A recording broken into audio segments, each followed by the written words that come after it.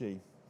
Bem, irmãos, então, hoje nós começamos as exposições no livro de Daniel, que é um tanto quanto desafiador, ao mesmo tempo estimulante. Eu tenho certeza que você conhece as histórias do livro de Daniel e sente uma extrema curiosidade para resolver todos os dilemas da segunda parte, que é a parte apocalíptica. Já digo de antemão que hoje eu não vou resolver nenhum desses problemas, vou deixar tudo para o pastor Ricardo, que vai resolver ali as 70 semanas de Daniel, né? Vai mostrar quem que é o anjo Miguel que aparece e assim por diante.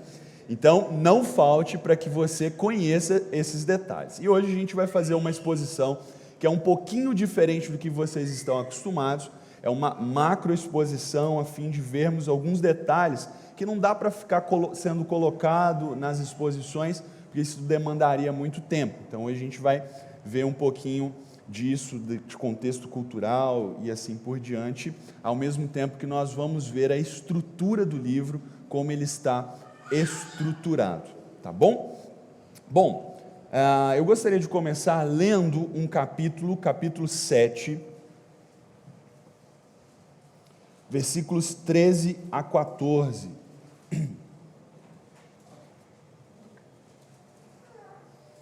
Esse capítulo 7, versículos 13 a 14, vão orientar uma compreensão geral do livro. Vai ditar o ritmo, por assim dizer, do objetivo de Daniel nesse seu livro.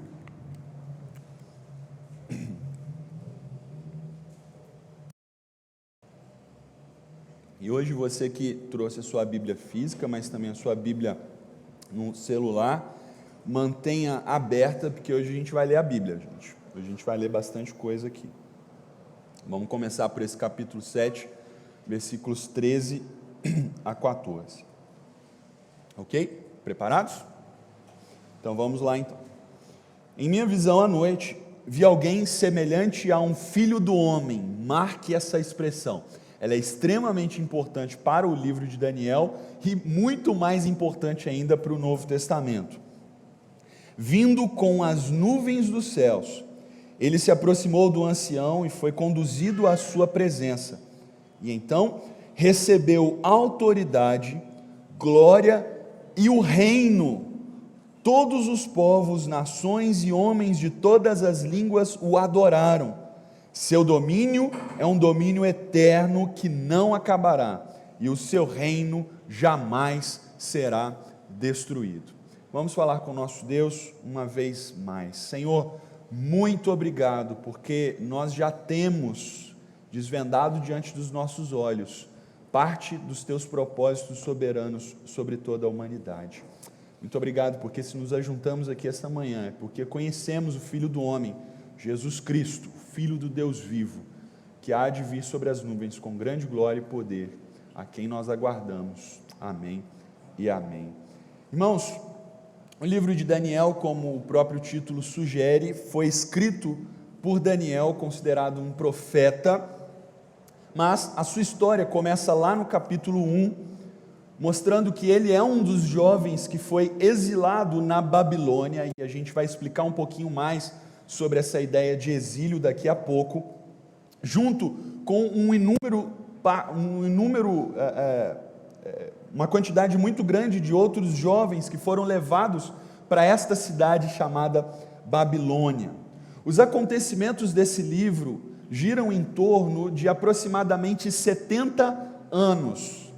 Se você se lembra, esse número de anos nos quais o povo de Deus permaneceu na Babilônia fora profetizado pelo profeta Jeremias, lá no capítulo 25 da sua profecia, onde o povo de Deus sofreria, por assim dizer, o juízo do Senhor nas terras da Babilônia durante 70 anos. Só para que você se localize também temporalmente na história, esse tempo foi entre 605 até 536 antes de Cristo, 605 a 536 antes de Cristo. É por essa razão que nós conseguimos localizar temporalmente, mesmo na história secular, os acontecimentos do livro de Daniel. E ele começa, como eu disse, com a primeira leva dos exilados de Jerusalém até a Babilônia por Nabucodonosor. É por isso que o livro começa aí no capítulo 1, versículos 1 e 2, dizendo o seguinte: no terceiro ano do reinado de Jeoaquim, rei de Judá, Nabucodonosor, rei da Babilônia, veio a Jerusalém e a sitiou. E o Senhor, observe quem é o responsável por isso, o Senhor entregou Jeoaquim, rei de Judá, nas suas mãos, e também alguns dos utensílios do templo de Deus. Ele levou os utensílios para o templo do seu Deus, na terra de Sineá, e os colocou na casa do tesouro do seu Deus. Então o livro de Daniel acontece exatamente nesse contexto, na primeira leva dos exilados de Jerusalém até Babilônia, e Daniel e os seus amigos, bem como esses exilados, permanecem ali por todo esse tempo, inclusive na transição de reinos. O reino da Babilônia cai e assume um novo reino, o reino medo-persa, que no livro de Daniel é caracterizado especialmente por um rei chamado Dario. Vai ter alguma discussão ou outra acerca de quem é esse Dario. Alguns confundem ele com o rei Ciro. Isso vai ser melhor esclarecido de novo pelo pastor, ia chamar profeta, pastor Ricardo. Isso ele vai explicar melhor. Mas só para que vocês vejam a transição acontece especialmente aqui no capítulo 5, versículo 30 e 31. Abra lá comigo para que você veja essa transição do Império Babilônico para o Império Medo-Persa.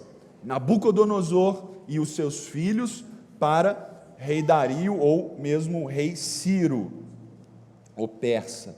Naquela mesma noite, Belsazar, rei dos babilônios, descendente de Nabucodonosor, foi morto, e Dario, o Medo, apoderou-se do reino com a idade de 62 anos. Isso mostra a transição, então, desses reinos. Isso é importante para a compreensão do livro.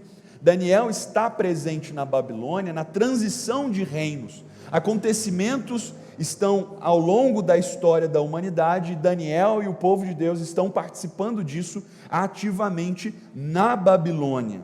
E então, é quando o livro de Daniel termina, bem como o exílio termina, com o retorno desses exilados, dos moradores de Jerusalém, para Jerusalém, em aproximadamente 538 a.C., assim que Ciro assume o controle, e muito provavelmente após o episódio da Cova dos Leões, os exilados começam a retornar a Jerusalém. E esse retorno acontece num livro paralelo, que deve ser lido junto com Daniel, lá em Esdras, capítulo 1, versículos 1 a 4. Abre lá em Esdras rapidinho. Falei que hoje a gente vai ler bastante Bíblia. Então abre lá só para que você veja. Não vou ler tudo por causa do nosso tempo, mas só para que você veja algumas coisas. Esdras capítulo 1, versículos 1 a 4, mostra esse retorno dos exilados a Jerusalém, dizendo o seguinte: no primeiro ano do reinado de Ciro, rei da Pérsia, assim mostra os acontecimentos do Senhor trazendo de volta o seu povo a Jerusalém, trazendo o seu povo a Jerusalém. Pois bem, é nesse contexto, irmãos, que acontece a história de Daniel, e nós precisamos entender exatamente esses momentos, esses acontecimentos, à luz do que nós chamamos na Bíblia de exílio. O que é o exílio e quando ele começa e o porquê ele começa? Ao contrário do que muitos pensam, o exílio começa com a expulsão do Éden, lá em Gênesis capítulo 3, quando os seres humanos são expulsos pela primeira vez da presença do Senhor e passam a peregrinar para longe de Deus. Mas Deus, na sua infinita bondade e misericórdia, escolhe um homem chamado Abraão, a fim de que dele se forme um povo numeroso, que habite numa terra e possa, por meio dessa habitação na presença de Deus, abençoar todas as nações da terra. Deus tem um plano para a nação descendente de Abraão, para que por meio deles, todas as nações, preste atenção nisso, todas as nações sejam abençoadas. E a gente sabe ao longo da história, onde Israel se estabelece ali na terra de Canaã, se forma um povo de fato numeroso, mas ainda não é bênção para todas as nações. Pelo contrário, eles são influenciados pelas nações a desobedecerem a Deus e caírem no pecado de idolatria. E por essa razão são expulsos da presença de Deus. Primeiro, naquele contexto, as nações do norte, Israel do norte, sendo exilados pelos assírios, e a nação do sul, Jerusalém, Judá, sendo exilados pelos babilônicos.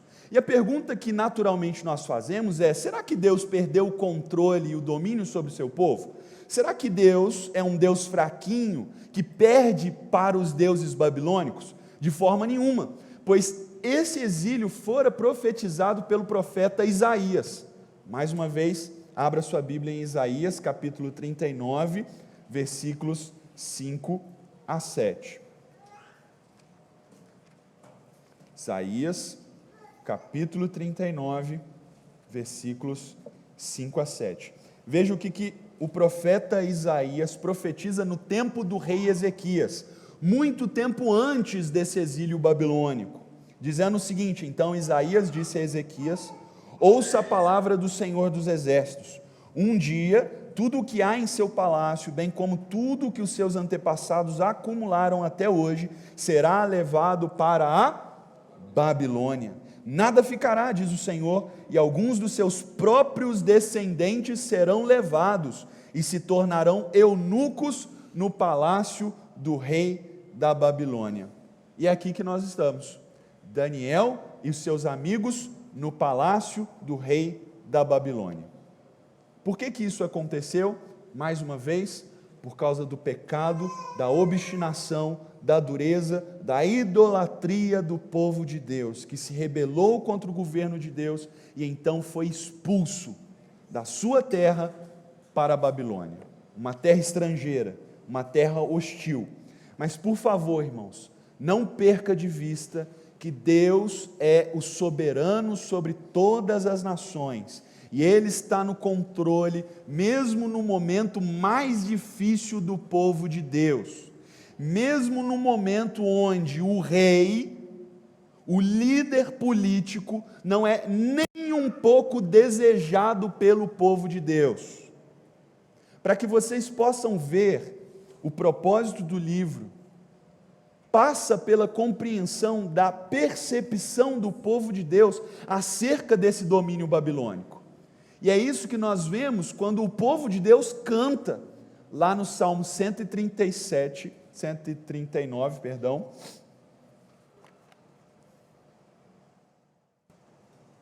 137, desculpa. 137, versículos 8 e 9. Esse é um dos cânticos do povo de Deus, irmãos. Esse é um dos cânticos, aquilo que eles cantavam em adoração a Deus. Veja como eles estavam em relação à Babilônia. Versículos 8 e 9. Todo o Salmo 137 é um salmo imprecatório, que nós chamamos, onde o povo de Deus conclama as maldições de Deus sobre os inimigos do povo de Deus.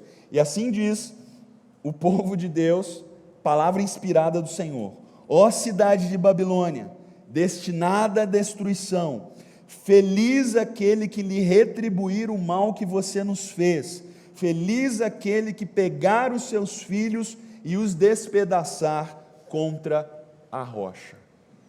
Será que o povo de Deus estava feliz? Será que eles estavam tranquilos? Veja a percepção do povo de Deus em relação aos babilônicos. E de fato, meus irmãos, esse exílio não foi algo assim: gente, vamos ali para a terra da Babilônia, que a gente tem algumas coisas interessantes lá, vamos passear, vamos divertir um pouquinho, vamos conhecer outra cultura. Não. Eles foram levados cativos, algemados. Conta-se a história de que eles eram amarrados uns nos outros e caminhavam por toda aquela distância de Jerusalém até Babilônia, onde é atualmente o Iraque, a terra do Iraque ali. Eles caminhavam aquele espaço todo, aquela peregrinação, amarrados uns nos outros, e mesmo que eles caíssem ao longo do caminho, exaustos, mortos, eles não podiam parar. Eles deveriam continuar. E ali na Babilônia, meus irmãos, mesmo que eles sejam tratados aparentemente de uma forma positiva, como nós vemos no capítulo 1, todo aquele esforço dos babilônios era para fazer com que o povo de Deus se desacostumasse dos princípios e valores de ser povo de Deus e se tornasse como os babilônios. Se tornasse como os babilônios. A pergunta naturalmente que surge, então, no livro de Daniel é: como nós devemos viver longe da presença de Deus? Como nós devemos viver num ambiente que é totalmente hostil à fé no único e verdadeiro Deus? A segunda pergunta em relação a isso é: quando Deus irá cumprir as suas promessas em nosso favor? Quando Deus há de nos restaurar a nossa nação, o nosso reino, a nossa glória? E eu gostaria que você entendesse nessa manhã que essas são as mesmas perguntas que nós fazemos hoje. Nós também perguntamos como nós devemos viver neste mundo que é totalmente hostil à nossa fé. Como nós devemos viver neste mundo que é totalmente contrário aos nossos valores e aos nossos princípios cristãos. Quando Deus há de retornar para finalmente inaugurar o seu reino e vivermos nas promessas que Ele fez lá do Apocalipse? Quando isso vai acontecer? E talvez você já tenha passado por essas perguntas de uma forma muito particular, quando você foi desafiado na sua fé, quando você foi desafiado por pessoas, por inimigos do povo de Deus, fazendo com que você, de alguma forma, abandonasse a sua fé. Talvez em algum momento já passou pela sua cabeça: será que Jesus vai voltar? Será que de fato tudo isso que eu creio é verdadeiro? Saiba que este é o mesmo sentimento do povo de Deus nesse tempo de Daniel. E meus irmãos, não foram 5, 6 anos, foram 70 anos, 70 longos anos sofrendo, longe da sua terra, longe dos seus parentes, longe da fé no Deus verdadeiro. E é por essa razão que Daniel escreve o seu livro, para que a fidelidade do povo de Deus permaneça firme num mundo que é hostil, para que nós tenhamos a esperança da futura manifestação do reino de Deus, para que nós tenhamos certeza da soberania de Deus, que rege a história da humanidade, bem como levará a cabo o plano de redenção, que ele profetizou mesmo antes da fundação do mundo. A grande ideia do livro, então, e aqui é um plus aí daquilo que a gente está acostumado, a mensagem que o livro tem para nós é a seguinte: devemos viver em fidelidade, mesmo num mundo hostil, enquanto esperamos o triunfo final do reino de Deus. E é por essa razão que o livro de Daniel está dividido em duas partes. A primeira, que vai do capítulo 1 até o capítulo 6, mostrando como nós devemos viver, e a segunda, que vai do capítulo 7 até o capítulo 12, mostrando quando Deus cumprirá as suas promessas. E aqui a gente vai mergulhar um pouquinho em alguns capítulos, mostrando como isso funciona de uma forma mais objetiva e mais superficial, para que a gente tenha a dimensão de todo o livro e não percamos de vista quando cada capítulo for exposto aqui pelo pastor Ricardo, ok? Como nós devemos viver então, irmãos? Longe de Deus, longe do povo de Deus, longe de uma cultura que facilita a nossa fé e promove a nossa fé. Nós vemos isso exatamente na vida de Daniel e dos seus amigos. É por essa razão que os primeiros 6 capítulos são histórias da vivência deles nessa terra longe do povo de Deus, longe da presença de Deus. Mas em nenhum momento esse convívio foi fácil. Pelo contrário, eles sofrem oposição vez após vez.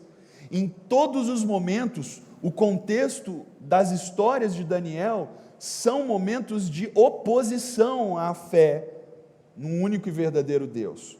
No capítulo 1, por exemplo, nós temos a oposição cultural.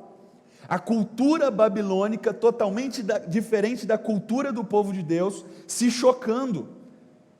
E aí a expectativa é: será que o povo de Deus vai abrir mão da sua cultura, da sua cosmovisão, do seu relacionamento com Deus, para adotar os valores da Babilônia, para adotar os valores do mundo? Será que isso vai acontecer? No capítulo 3, a oposição agora é a idolatria, quando o rei faz uma grande estátua e ordena que todas as pessoas se ajoelhem diante dessa estátua. E ali há 3 servos de Deus que dizem: não, nós não nos dobraremos diante de nenhum outro Deus, porque só temos um único Deus. Há uma oposição constante de idolatria na Babilônia. Há também, meus irmãos, um apelo à apostasia no capítulo 6, quando Daniel é confrontado pela sua prática de fé. Há um edito ali naquele contexto, no capítulo 6, onde havia algum tipo de imposição para que Daniel parasse de praticar a sua fé, abandonasse a fé em Deus e deixasse de servir a Deus. A apostasia cultural, idolatria, apostasia da nossa fé, essas são as oposições que eles sofreram e que também nós sofremos. Mas, como nós vemos no livro, meus irmãos, de Daniel, nós percebemos que existe, então, uma reação muito positiva da parte desses que nós consideramos heróis. Eles, então, vivem, apesar de estarem longe da adoração de Deus, longe do povo de Deus, de uma forma fiel. E é a ênfase que eu gostaria de dar. Nós vemos que Daniel e seus amigos têm uma postura de testemunho fiel. Testemunho fiel mesmo diante da oposição. E é por essa razão que eles são abençoados e úteis. Mesmo sendo de uma cultura totalmente diferente da Babilônia, eles são úteis à Babilônia. Eles se tornam proeminentes, eles se tornam destacados, inclusive politicamente. Eles são abençoados e úteis. Eles permanecem fiéis ao Senhor, fiéis à verdadeira adoração, mesmo a custo da sua própria vida. E esse texto eu queria ler com vocês. Não vou dar essa honra só ao pastor Ricardo, não. Capítulo 3, versículos 16 a 18. Vocês se lembram da história, né? Nabucodonosor faz uma grande estátua e apela para que todos se curvem diante deles. Aí acontece lá uma cerimônia onde há tipo uma banda, um negócio assim, todo o povo prostra-se diante da adoração lá da estátua, mas 3 pessoas permanecem em pé. Sadraque, Mesaque e Abednego são os nomes babilônicos, mas seus nomes judaicos são Ananias, Azarias, eu esqueci e Misael. São 3 que permanecem em pé. Irmãos, assim, estou vendo todos vocês sentados aqui. Se uma pessoa levanta, ela se destaca diante de todas as outras. Imagina, um povo, uma numerosa multidão, todo mundo se ajoelhando e os 3 lá em pé. Aí o rei dá uma segunda chance. Tá bom, agora todo mundo vai ver vocês se dobrando. Só vocês têm que se dobrar. Vai. Os 3 de pé. Imagina o choque disso. Eles foram ameaçados de serem lançados numa fornalha ardente. E então, diante disso, esses nossos 3 amigos dizem o seguinte, versículo 16 do capítulo 3, Sadraque, Mesaque e Abednego responderam ao rei: ó Nabucodonosor, não precisamos defender-nos diante de ti. Se formos atirados na fornalha em chamas, o Deus a quem prestamos culto pode livrar-nos, e Ele nos livrará das tuas mãos, ó rei. Mas, se Ele não nos livrar, saiba, ó rei, que não prestaremos culto aos teus deuses, nem adoraremos a imagem de ouro que mandaste erguer. Irmãos, isso é maravilhoso, é uma postura de coragem incrível. Mesmo diante de testemunhas, mesmo diante da alta idolatria, o povo de Deus, os servos de Deus permanecem fiéis ao Senhor a custo da sua própria vida. O problema é que nesses versículos, muitas vezes nós nos lembramos, Deus vai nos livrar da fornalha de fogo. Tá, mas eles estavam dispostos a morrer, eles estavam dispostos a sofrer, mas permanecerem fiéis. Nós vemos então no livro que eles são úteis mesmo à Babilônia, eles permanecem fiéis ao Senhor e eles são também profetas do Senhor. Eles não têm medo de condenar o pecado e a idolatria, mesmo dos reis da Babilônia. E é isso que Daniel faz lá no capítulo 5, aí a gente não vai ler por causa do nosso tempo, dos versículos 22 a 30. Aparece aquela inscrição na parede lá de Belsazar, Mene, Mene, Tekel, Parsim, o pastor Ricardo vai explicar o que isso significa, e então, diante daquele enigma, o rei chama ali, correndo Daniel, que interpreta, e Daniel não dá um jeitinho, ameniza a profecia, pelo contrário, ele aponta, é por causa do teu pecado, você usou os utensílios sagrados de Deus para benefício próprio, e Deus tirou o teu reino hoje. Imagina você falar isso para o rei. Imagina. Não vou fazer nenhum comparativo político, porque isso pode gerar problemas para nós aqui. Mas imagina se chegar para a pessoa mais importante do reino, capaz de te ordenar e te matar, e dizer para ele, olha, você pecou, e Deus vai te destituir do teu cargo. Eles fizeram isso. Eles eram profetas do Senhor. É por essa razão que o livro destaca essa presença fiel dos servos de Deus, mesmo na Babilônia. Nós devemos ser testemunhas fiéis, mesmo em um contexto de oposição. E Deus, na sua infinita graça e misericórdia, meus irmãos, honra esse testemunho. E é isso que fica claro ao longo do livro de Daniel. Abra lá em capítulo 4, versículos 34 e 35, quando o próprio rei Nabucodonosor reconhece a grandeza do Senhor. Um rei pagão, veja o que ele diz, versículos 34 a 35. Depois que o rei Nabucodonosor fica louco, ele é restaurado, e então ele diz o seguinte: ao fim daquele período, eu, Nabucodonosor, levantei os olhos ao céu e percebi que o meu entendimento tinha voltado. Então louvei o Altíssimo, honrei e glorifiquei aquele que vive para sempre. O seu domínio é um domínio eterno, o seu reino dura de geração em geração. Lembra lá do capítulo 7 que nós lemos? Versículo 35. Todos os povos da terra são como nada diante dele. Ele age como lhe agrada com os exércitos dos céus e com os habitantes da terra. Ninguém é capaz de resistir à sua mão ou dizer-lhe o que fizeste. Um rei pagão reconhecendo que o Deus a quem Daniel e seus amigos serviam é o Deus todo-poderoso soberano. Não só Daniel, não só Nabucodonosor, mas o próprio rei Dario, o Ciro, aquele outro rei que assume o poder na Babilônia, diz a mesma coisa, depois que Daniel é livre da cova dos leões. Capítulo 6, versículos 25 a 28. Leia aqui a partir do versículo 26, para adiantar um pouquinho. O rei Dario, o grande imperador ali naquele contexto da Babilônia, diz o seguinte: estou editando um decreto para que todos os domínios do império dos homens temam e reverenciem o Deus de Daniel, pois ele é o Deus vivo e permanece para sempre. O seu reino não será destruído e o seu domínio jamais acabará. Ele livra e salva, faz sinais e maravilhas no céu e na terra. Ele livrou Daniel do poder dos leões. Você conseguiu observar que as falas são muito parecidas no sentido de dar ênfase ao poder eterno do Senhor, à soberania de Deus para além da nação de Israel? O nosso Deus é soberano para além das fronteiras do seu próprio povo. O nosso Deus controla todas as nações. E Deus, meus irmãos, escolhe, usa e preserva os seus servos para que eles sejam fiéis e testemunhem da sua glória a todas as nações. É por isso que o chamado para você e para mim nessa manhã é para que nós sejamos testemunhas fiéis, para que nós tenhamos uma presença fiel num contexto que é totalmente hostil à nossa fé.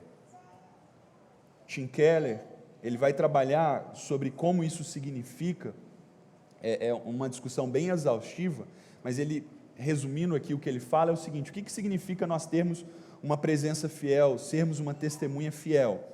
É nós exercermos uma excelência humilde em tudo aquilo que nós fazemos, é pensarmos no bem comum, não apenas dos crentes, mas também dos ímpios, é nós agirmos em contracultura quando o mundo é contrária à nossa fé, é nós termos uma cosmovisão própria, não idólatra.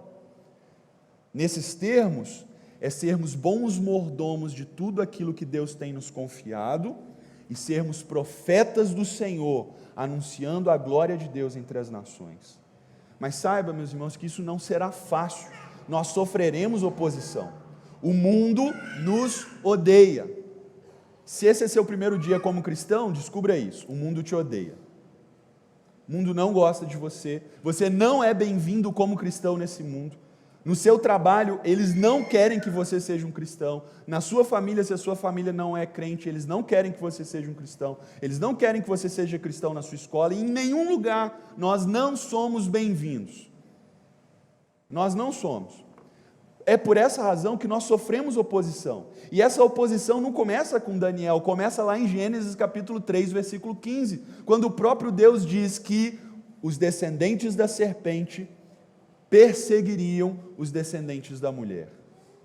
Nós somos os descendentes da mulher, nós os que cremos, nós somos perseguidos, nós somos opostos a este mundo. É por essa razão que nós sofremos, mas essa é uma experiência comum de todo o povo de Deus. Quando Pedro, agora lá no Novo Testamento, está escrevendo para os exilados, o que ele escreve? Ele diz o seguinte: olha, o sofrimento que vem sobre vocês não é estranho, é comum a todo o povo de Deus, porque o diabo, ele está ao vosso derredor, buscando a quem possa tragar. Mas saiba, meus irmãos, que por mais que nós não sejamos libertos nessa era, nós seremos na era futura.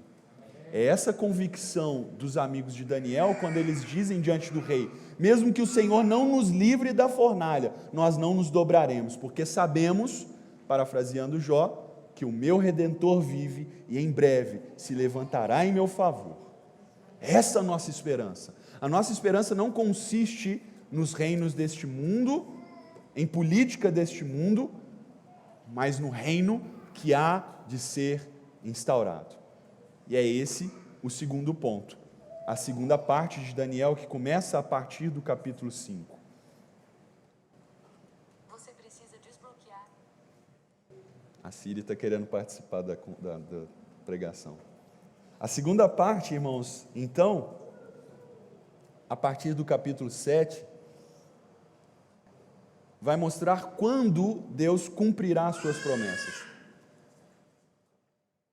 Quando Deus cumprirá as suas promessas. É por essa razão que Daniel tem uma série de visões. Ele vê acontecimentos do fim. E nesse sentido, a partir do capítulo 7 é considerado uma parte apocalíptica.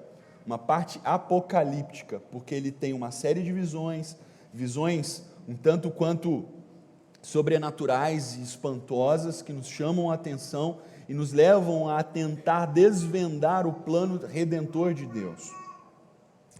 E uma coisa que é importante destacar é que essas visões, elas acontecem ao longo dos capítulos 1 a 6, ou seja, o livro não está numa ordem cronológica, acontece aquilo e depois Daniel tem as visões. Essas visões acontecem ao longo da vida de Daniel na Babilônia, ok? É apenas separado o material. E uma outra coisa que nos chama a atenção é a linguagem do livro. No capítulo 1, o livro de Daniel é escrito em hebraico. A partir do capítulo 2 até o capítulo 7, ele é escrito em aramaico, que era uma forma variada do hebraico, mas muito comum para todas as nações.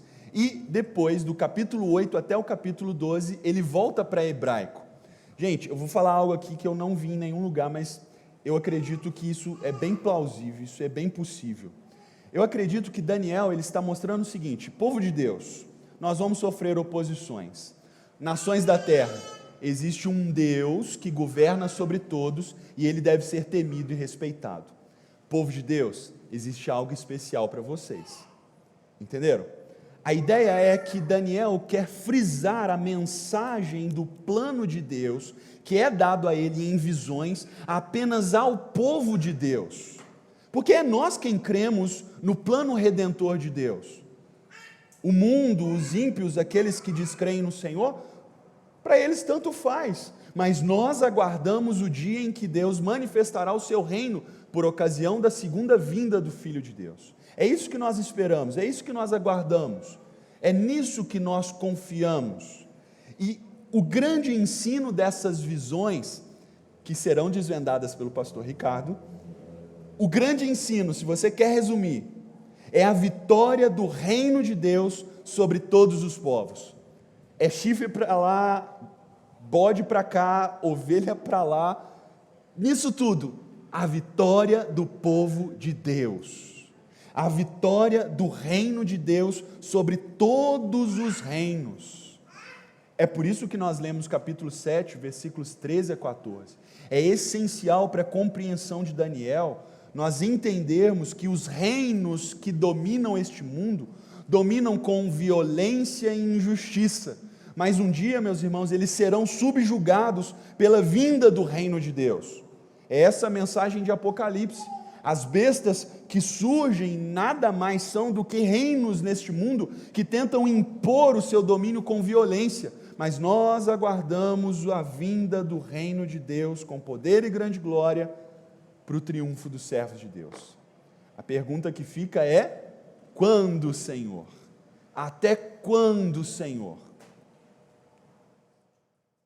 Capítulo 9, versículos 20 a 27. A gente não vai ler, mas aqui está a famigerada 70 semanas. O que isso significa? O que isso quer dizer? Com certeza, se você tem já um tempo aí de caminhada cristã, você já leu, já ouviu, alguém falou sobre a famosa 70 semanas de Daniel. O grande problema, gente, é que quando você faz contas, que é uma inclinação muito natural de todo mundo que lê esse capítulo, quando você faz conta, nenhuma delas bate no final das contas. Sempre falta alguma coisa. E aí o pessoal começa a pensar um monte de questões. Algumas tentativas de explicação são que essas 70 semanas significam e dizem respeito à vinda de Antíoco IV Epifânio. Esse é o nome de um rei que surge mais à frente dos acontecimentos de Daniel, mas que profana o templo em Jerusalém, sacrificando um porco dentro do templo. Isso é algo inimaginável, obrigado. Inimaginável para o povo de Deus. É impossível que isso aconteça. Como alguém vai sacrificar um porco dentro do templo? Não pode. O porco é um animal impuro para os judeus. E Antíoco IV Epifânio, um dos reis que surgem, faz isso. Será que está falando essas 70 semanas acerca de Antíoco IV Epifânio em 660 a.C.? Outros vão tentar associar esses acontecimentos já lá nos tempos do Novo Testamento, em 70 depois de Cristo, quando Roma invade Jerusalém e faz a mesma coisa ao profanar o templo em Jerusalém. Acontecimentos semelhantes em tempos diferentes. Antíoco IV Epifânio, Roma em 70 depois de Cristo, e alguns outros ainda vão imaginar e tentar associar que este acontecimento profetizado aqui em Daniel é o acontecimento que se sucederá pela ocasião do surgimento do anticristo,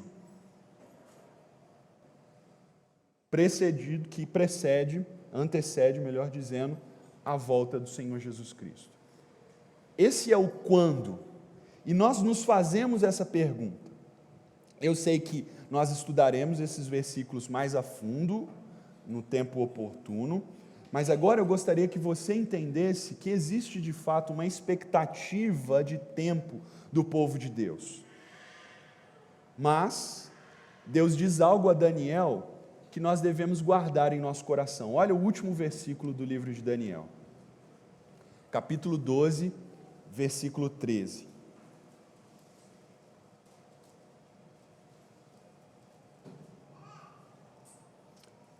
Quanto a você, siga o seu caminho até o fim.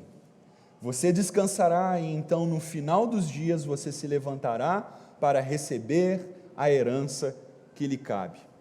Daniel, não lhe compete saber o tempo e a hora que foi reservado por Deus. Lembra de alguma coisa? Lembra quando Jesus ressuscita, os discípulos perguntam a Jesus: Jesus, quando? Aí Jesus fala: não interessa, isso é dado apenas a Deus. Vai chegar a hora que nós vamos saber, isso vai ficar bem evidente. Mas quando Daniel escreve o seu livro e relata as suas visões, ele está fazendo o que nós chamamos na teologia de perspectiva profética. Ele está aplicando cada uma das suas profecias a todas as gerações dos crentes. Todas as gerações dos crentes se beneficiam e aplicam essas profecias no seu tempo. E nesse sentido, essas profecias, essas visões, servem para nós como esperança da consumação do reino, meus irmãos. Mais do que descobrirmos o tempo exato, o momento em que essas coisas irão acontecer, nós precisamos aplicar ao nosso coração e pensar acerca da consumação do reino de Deus. Nós precisamos crer que o reino da besta, que é o reino de todas as políticas corruptas, injustas e violentas desse mundo, terão fim. Isso acontece ao longo de todas as eras. Por mais perverso, por mais impiedoso, por mais maldoso que seja qualquer governo, ele chega ao fim. Mas o seu fim chegará finalmente quando o governo de Cristo for instaurado definitivamente. Por isso, meus irmãos, não perca as demais pregações do livro de Daniel, porque nós aprenderemos coisas maravilhosas. Mas por ora, a grande ideia do livro: devemos viver em fidelidade, mesmo num mundo hostil, enquanto esperamos o triunfo final do reino de Deus. É isso que nós devemos crer. Mas eu gostaria de frisar uma última coisa aqui para vocês. Irmãos, apesar do livro de Daniel se concentrar na vida daqueles homens de Deus, o livro não é sobre esses heróis da fé. Na verdade, nenhum texto na Bíblia é simplesmente sobre esses heróis, sobre Abraão, sobre Moisés, sobre Isaac ou quem quer que seja. Todos esses foram homens como nós, que Deus usou para a sua própria glória. Em última instância, o livro de Daniel fala acerca de Jesus, o Filho do homem profetizado em Daniel. É por essa razão que nós precisamos olhar o livro de Daniel à luz do Novo Testamento. E à luz do Novo Testamento, irmãos, nós cremos que Deus trará o seu reino por meio desse Filho do homem. E esse Filho do homem, que é o título preferido de Jesus para referir a si mesmo, é quem estabelecerá o seu reino, que em primeiro lugar é estabelecido em nosso coração, quando Jesus vence o pecado, a morte e o diabo, e nos capacita por meio do seu Espírito a sermos testemunhas de Deus nesta geração e em qualquer geração que ocorra nesse mundo. É por isso, meus irmãos, que a nossa esperança não consiste nas nossas habilidades ou naquilo que podemos fazer para Deus, mas a nossa esperança consiste em aguardarmos, como disse os evangelistas, o dia em que veremos o Filho do homem assentado à direita do Poderoso, vindo com as nuvens do céu, com poder e grande glória, junto com os anjos, e todo olho verá, e todos se dobrarão diante daquele que era, que é e que há de ser para todos sempre. É essa a nossa esperança. E para aplicarmos finalmente aqui, duas aplicações bem objetivas. A primeira delas, meus irmãos, seja fiel ao Senhor. Tenha uma presença fiel, um testemunho fiel, onde quer que você esteja.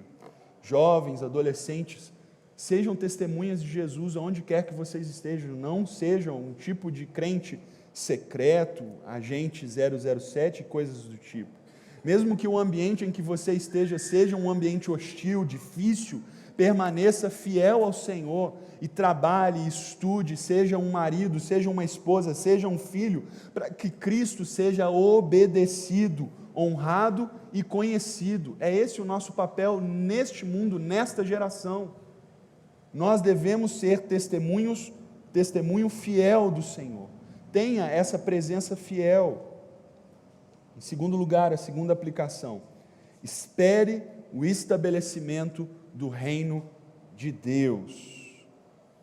Meus irmãos, nós vivemos tempos terríveis de política. Uns pensam uma coisa, outros pensam outra, mas o grande problema é que quando nós cristãos depositamos a nossa esperança nos reinos deste mundo, nas políticas deste mundo, nos homens políticos deste mundo, nós estamos falhando na nossa missão em depositar toda a nossa confiança no estabelecimento pleno do reino de Deus. Se você fizer um estudo ao longo de toda a história, mesmo aquelas políticas e governos que mais se pareceram com os princípios do cristianismo, que mais promoveram a fé cristã, passaram. Porque em última instância eles não têm poder para estabelecer o reino que nós esperamos. Todos nós esperamos um reino de justiça, prosperidade, paz, de alegria. Mas isso só acontecerá quando o nosso Senhor Jesus Cristo voltar. É por isso que a esperança de todo cristão precisa ser no Senhor. Nós não podemos, não devemos ficar alarmados por causa das políticas deste mundo, porque o presidente A subiu ao poder, o presidente B está fora ou vai governar daqui a pouco. Nós não podemos depositar nisso a nossa esperança. Nós precisamos confiar e esperar a manifestação do reino de Deus, que é quando e somente quando todo o mal será julgado e derrotado definitivamente. O governo da besta e do anticristo serão julgados e derrotados definitivamente quando o nosso Senhor, o nosso Salvador, o nosso Rei vier com grande glória e poder. É quando nós o vermos que o seu reino será estabelecido e então nós reinaremos com ele para todo sempre. É por isso que eu convido mesmo você que ou tem depositado as suas esperanças nos reinos deste mundo e não confiou em Jesus Cristo como Senhor e Salvador de sua vida, faça isso nesta manhã. Não espere a política do nosso país melhorar ou piorar, não espere que você tenha a sua vida sob controle, mas hoje que você já se submeta ao senhorio de Cristo, à glória de Jesus, porque é dele que Daniel está precisando, é para ele que Deus está apontando, e essa é a nossa esperança, essa é a esperança dessa igreja. Vamos orar, meus irmãos? Senhor, nós nos alegramos em Ti, porque sabemos que o Teu reino é sempre eterno, firmado em justiça, em misericórdia, em bondade. E, ó Deus, nós esperamos a manifestação e a consumação do Seu reino. E nós Te suplicamos, e como igreja declaramos: Maranata, ora vem Senhor Jesus. Porque nós aguardamos o dia em que o Senhor romperá os céus e se manifestará com poder e grande glória, julgando todas as nações e nos coroando por causa da nossa fidelidade, do nosso testemunho. Ó Deus, em nome de Jesus, nos permita sermos testemunho fiel nesta geração. E apesar de toda a oposição à nossa fé, apesar de todas as filosofias contrárias a quem o Senhor é, aos princípios da Tua palavra, que nós permaneçamos firmes, e como os amigos de Daniel declararam, ó Senhor, ainda que nos custe a própria vida, que o Senhor nos mantenha firmes, fiéis, que o Senhor nos estabeleça como Seu testemunho, para a glória do Teu nome. Nós te oramos, ó Deus, porque sabemos que um dia nós o veremos tal como és, sem nenhuma restrição, sem nenhum impedimento, e nós nos alegraremos em Ti para todo sempre. Bendito seja o teu nome, ó Senhor, Deus e Salvador, Pai de nosso Senhor Jesus Cristo, que vive e reina para sempre, e um dia há de voltar e há de instaurar o seu reino sempre eterno. Amém, Senhor. Amém, Jesus. Glória a Deus. Vamos ficar em pé, irmãos.